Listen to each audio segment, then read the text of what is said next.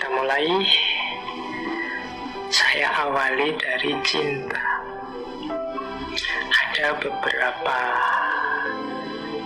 wawasan tentang cinta, beberapa insight yang menurut saya menarik dari novel ini tentang cinta. Yang pertama adalah tentang cinta pertama. Gibran dalam novel itu menjelaskan bahwa setiap orang muda pasti teringat cinta pertamanya dan mencoba menangkap kembali hari-hari yang asing itu, yang kenangannya mengubah perasaan di relung hatinya dan membuatnya begitu bahagia di balik segala kepahitan misterinya.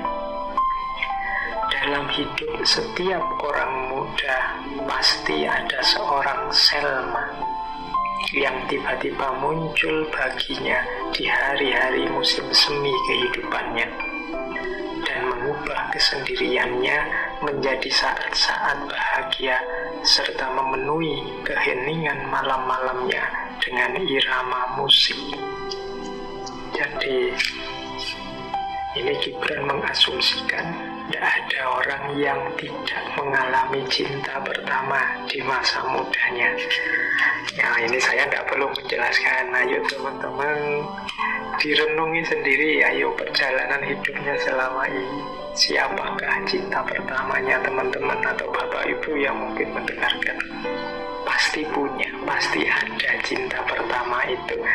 Yang seperti saya bilang tadi, dia hidup dengan sangat indah dalam kenangan kita, yang kita ingin kembali lagi ke sana. Kalau bisa, mbok yo balik lagi ke masa itu. Kita ingin mengalami rasa yang sama, yang membuat kita begitu bahagia saat itu. Jadi ini menurut saya wawasan pertama, karena ini ada di bagian-bagian awalnya novel yang diceritakan oleh Gibran. Di novel ini kan juga pengalaman cinta pertamanya. Boleh kalau teman-teman tertarik, ayo tulislah pengalaman cinta pertamamu masing-masing. Sebagian besar mungkin set ending karena tidak nyambung, tidak seperti yang diharapkan. Tapi mungkin juga ada yang begitu cinta pertama langsung klik, langsung nyambung sampai nikah sampai sekarang, ya alhamdulillah. Tapi yang tidak nyambung, yang cinta pertamanya tidak sukses, ya tidak apa-apa, alhamdulillah juga punya banyak pengalaman, kan banyak pengetahuan. Semakin banyak pengalaman semakin dewasa. Tapi pelajaran berharga dari cinta pertama menunjukkan bahwa cinta itu memang indah, bahwa cinta itu memang fitrah. Jadi cirinya manusia. Ya mengapa ada yang sukses, mengapa ada yang tidak? Ya karena manusia itu bukan seperti binatang. Kalau binatang ya tertarik, seneng, langsung nyambung, dipaksa, setelah itu bubar, tidak apa-apa. Tapi manusia itu kan ada norma, ada nilai-nilai. Indahnya di situ. Jadi pelajaran pertama cinta adalah cinta pertama. Baik, kita lanjutkan.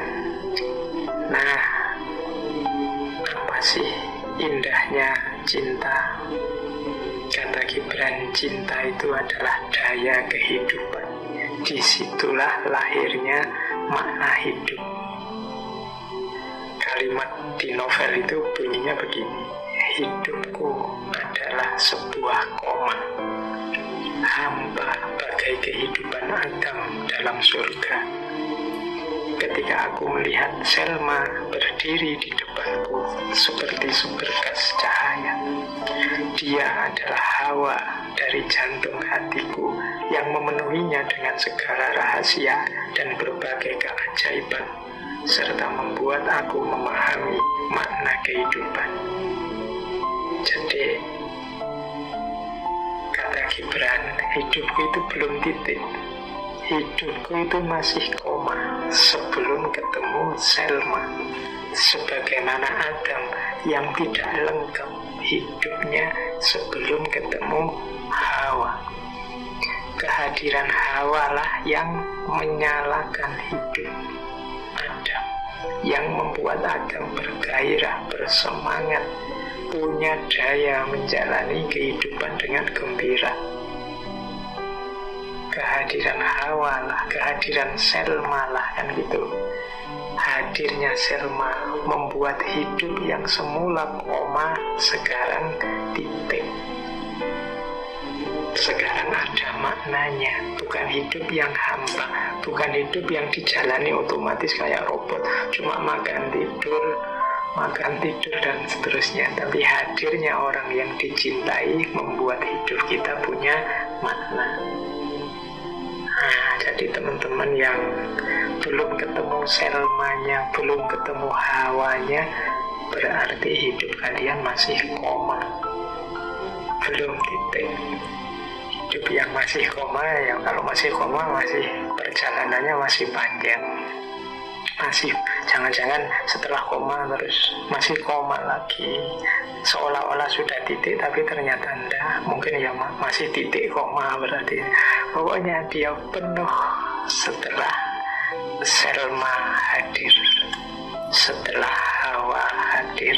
Berarti cinta adalah daya dalam kehidupan. Ini pelajaran yang kedua. Jadi pelajaran pertama adalah cinta pertama itu adalah keindahan hidup, kenangan yang tak terlupakan. Dan hadirnya cinta membuat hidup penuh makna, membuat hidup tidak hanya koma tapi sudah titik. Itu pelajaran kedua. Makanya kalau ada orang bilang, alah cinta-cintaan terus, hidup ini yang penting punya uang, yang penting punya jabatan, yang penting status, yang penting macam-macam. Ya mungkin ya, tapi itu semua masih koma. Titik itu berarti puasnya dahaga hati, bahagianya jiwa kita itu kalau sudah bertemu dengan pasangannya. Ya, untuk kesempurnaan relasi dengan pasangan memang kadang butuh uang, kadang butuh status, kadang butuh jabatan, mungkin juga butuh pendidikan yang tinggi, gelar dan lain sebagainya. Tapi yang lain tadi sifatnya hanya koma-koma. Titiknya adalah pasangannya. Adam itu sudah di surga. Nabi Adam itu kan di surga, apa saja ada, apa yang dia inginkan ada. Tapi Nabi Adam masih meminta Hawa kepada Allah, karena memang hadirnya Hawa memunculkan daya hidup yang tidak sekedar rutinitas yang hampa, hidup yang tidak koma, tapi hidup yang sudah titik. Jadi mari kita membuat hidup kita ini titik.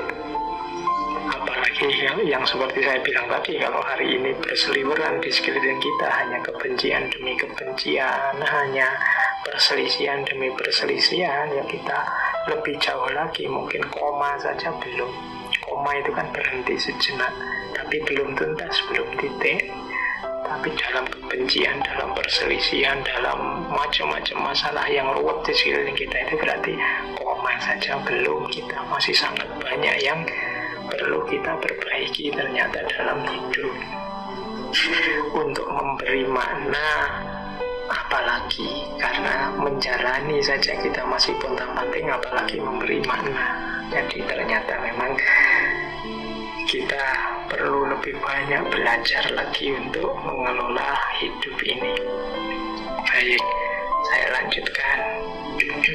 Oke ya, boleh nanti kalau yang pintar bikin puisi ya, kalau sedang jatuh cinta bilang ke pasangannya, engkau adalah titik dalam hidupku, karena hidupku selama ini masih koma. Kehadiranmu menghadirkan titik yang melegakan dan membahagiakan. Oke, ya nanti mesti pasanganmu terus membalas salah kombalah. Yuk kita lanjutkan. Ada pelajaran cinta apalagi dari Gibran?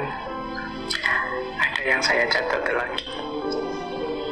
Gibran menyatakan seperti ini: cinta adalah satu-satunya kebebasan di dunia ini. Karena cinta itu membangkitkan semangat yang hukum-hukum kemanusiaan dan gejala-gejala alam pun tak bisa mengubah perjalanannya. Ini konsep tentang hubungan antara cinta dan kebebasan. Uraiannya bisa sangat panjang tema ini, tapi ringkasnya adalah cinta itu kebebasan sejak awalnya.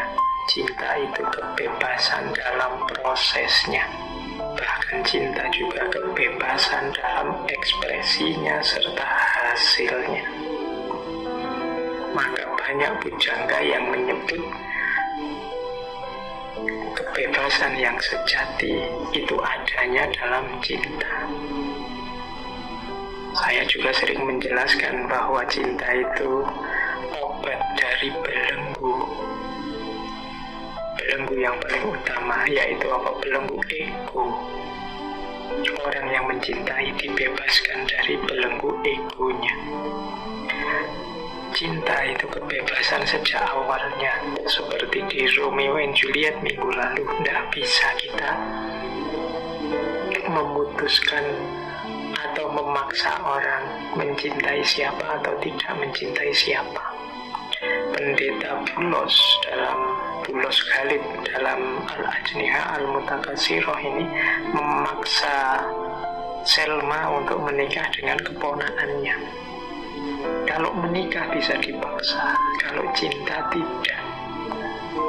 Jadi cinta itu sepenuhnya ada dalam penguasaan orang yang mencintai. Bahkan seandainya kalian misalnya suka sama siapa, kemudian dia ternyata menolakmu, dia yang menolakmu itu pun tidak bisa membuatmu tidak mencintainya.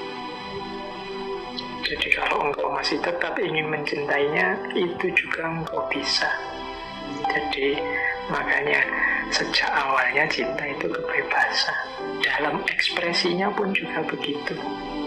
Makanya di kalimatnya Gibran itu yang bahkan hukum-hukum kemanusiaan dan gejala-gejala alam pun tidak bisa mengubah perjalanannya. Orang yang sudah jatuh cinta itu biasanya dihalangi oleh apapun, diatur seperti apapun, kemudian bahkan melawan hukum alam. Mungkin melawan hukum alam itu sampai tidak makan, tidak tidur, sampai tidak istirahat. Kadang-kadang orang jatuh cinta itu kan melawan hukum alam. Tapi kalau orang sedang mencintai, hukum alam seperti itu pun bisa ditabrak.